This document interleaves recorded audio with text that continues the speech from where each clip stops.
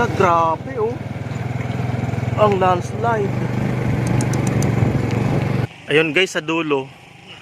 Hanggang dito, yung lupa. Ayun oh. Grabe ang pinsala. Ang dami nang natabunan na bahay dito. Yun oh.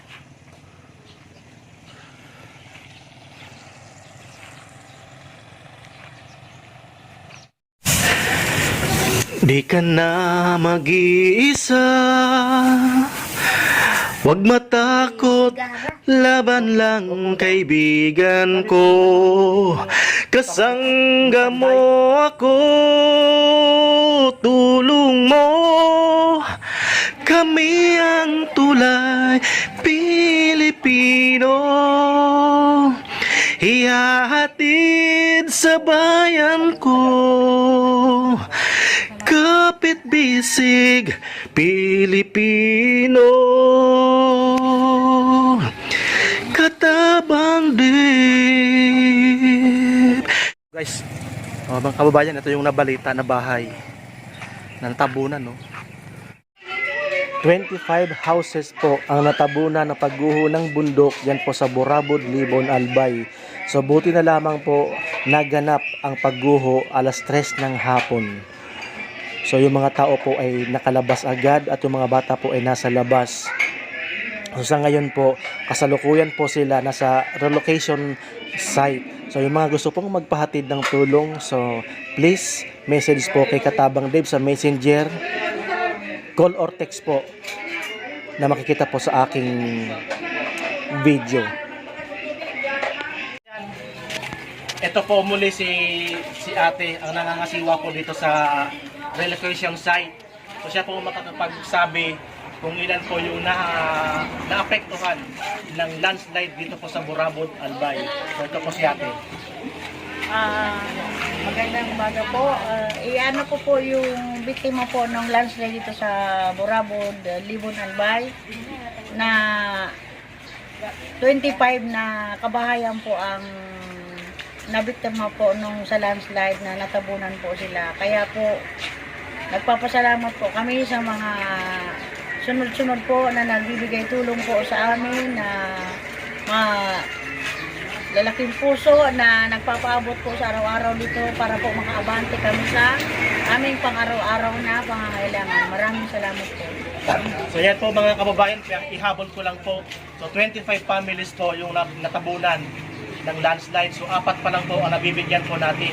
Sana po yung mga gusto pong tumulong o magpahabol ng tulong po para po sa mga na-victim ng landslide. So message po kayo kay Katabang Dave or call and text po na makikita po yan sa screen sa aking video. Ito po si nanay, isa pong landslide victim dito po sa Burabod, Libon, Albay. So nanay, ano pong pangalan po nito? Aileen Riolo Fermano.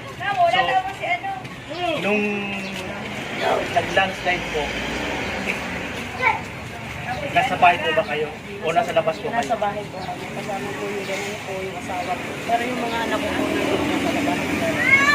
Nagluluto po ako sa bahay. Bigla po po nagamit yung labas ng school. Pag-init yung mga bata at sa kalupa. So, nanay, pasensya na po akong naano namin sa inyo.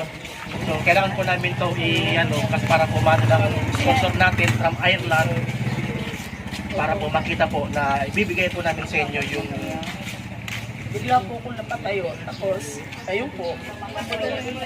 Natakot po ako nun sa sayo. Yung ragas-ras po ng pagpindanan pa. O kalapit nito sa bahay namin. Tapos bigla po ako napatayo. Nagluluto po ako. Nandun din po yung binan kasi biyan ako po. Hindi po nakakalakad. Buti nakawin po kami ng asawa ko. Kaya narinig ko po yung sinabihan ko. Yung asawa ko na buhati na po si mama. Opo. Tapos bigla pong kinuha ng asawa ko yung biyanan ko. Tabak mo na po sa labas. Pero naiiwan pa rin po ako sa bahay. Kasi ikot lang po ako ng ikot. Hindi ko po alam kung ano po yung gagawin ko. Ano po yung bibit ng pera. Isang bag lang po yung nadala ko. Dahil nilulun po yung mga ID po. Tapos, tinawag po ako ng anak kong binata. Mami, lumabas ka na kasi nandiyan ka na. Malapit ka sa likod ng bahay ng lupa. Buti tinawag po ako ng anak ko. Kasi hindi po ako tinawag. Baka natabunan na rin po ako. Tapos, yung bilan niyo po. yung binan ko po. May laban. Yung asawa ko. Inanong ko sa likod ko. Tapos nung tinawag po ako ng anak ko, dali-dali po ako lumabas. Ilang beses po ako nung nadulas.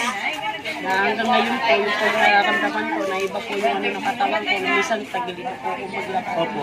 Hanggang ngayon po, ano ko po yung bahay namin. Papanaginipan ko.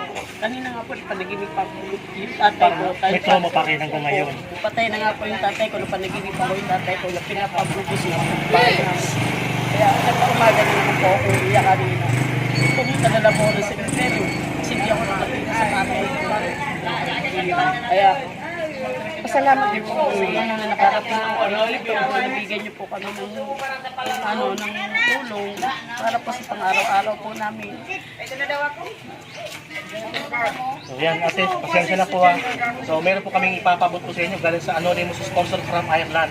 At sana pasuyo nga po ate Sona ng grocery natin para po kay ate.